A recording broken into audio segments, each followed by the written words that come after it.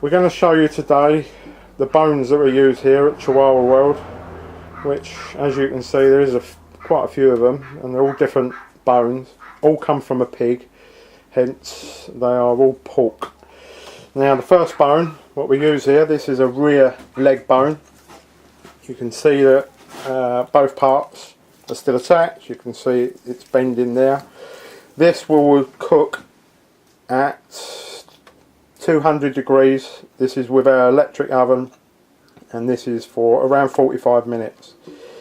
Softens up all the ligaments, cooks the meat, and Chihuahuas obviously being small, they can get through it a lot easier because there is quite a bit of skin there attached.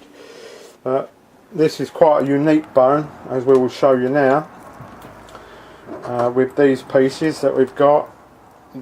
This is the same bone, but this is 2 weeks worth of chewing, and you can see that they love chewing into the bone, which is, as you know, packed with marrow bone. They do and try hollow out the bone. The next part is, believe it or not, this is the same bone but another 2 weeks time, so this is at 4 weeks.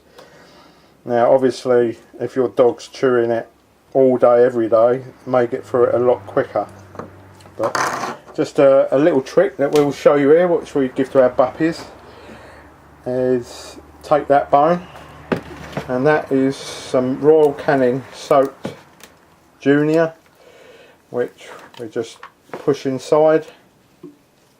So therefore you've got your bone packed with nice moist meat, and this becomes a fantastic treat, not only for adults but for puppies as well. Okay, well that's the rear leg bone. Next bone we'll show you is the shoulder bone, which is the bone that we sell in our shop.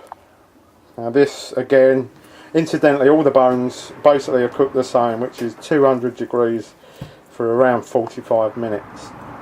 This bone is quite unique as well because it's fantastically long lasting. As you can see here, this is at 2 weeks. You can see the same shape here with the ridge here, which is that ridge there. Now all the front of the bone here, once the dog has stripped the meat, is packed with marrow bone. I'll just show you, you can just see a little bit of it there.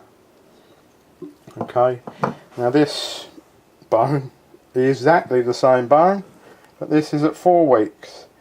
They just keep chewing it until they get right down to basically what's known as a stalk. So not only this is nutritional, but absolutely brilliant for their teeth, because it then becomes a plaque remover.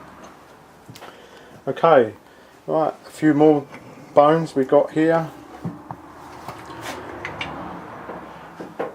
Is this one and this one. This one's what's known in the butcher's trade as the H bone.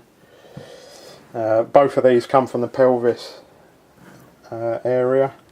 Now this one especially, as you can see, these bones incidentally are all what a butcher discards. These do not get sold for human consumption, but you can see there, look at the meat on there, that is just pure and utter solid pork. Fantastic smell when it's in the oven, 45 minutes.